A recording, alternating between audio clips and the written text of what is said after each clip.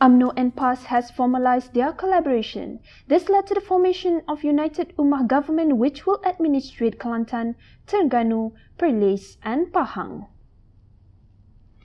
Nevertheless, their collaboration can be traced back to the first by-election after GE14, which was held at Sg Kandis. PAS did not participate in the by-election to give way for BN. However, the votes from PAS supporters were split to PH and BN. This can be seen when we compare the by-election and general election results. Of course, we can't deny that the turnout for the by-election is much lower than the general election. Thus, we assume that the supporters from each party has a similar number of absentees based on the ratio rather than the total number of voters. PAS gave way for BN again during the Balakong by-election. When we compare both results, we can see that the votes from PAS was divided again.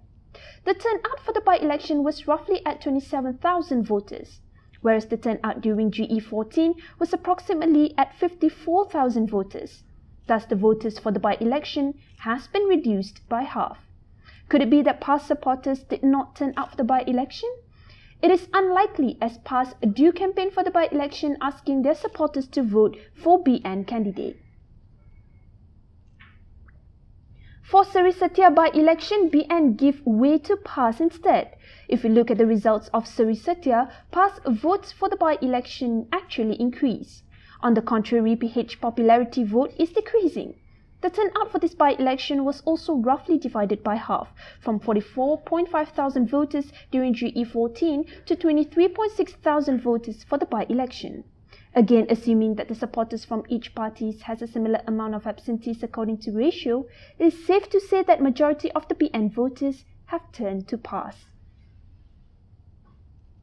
From the results, we can see that BN supporters went to PAS but not vice versa. Instead, PAS votes for Sg Kandis and Balakong were split among PH and BN. Did PAS supporters turn to BN for the by-election in Port Dickson, Cameron Highlands and Semenyih? Stay tuned for the next episode as we will compare the general election and by-election results for those seats.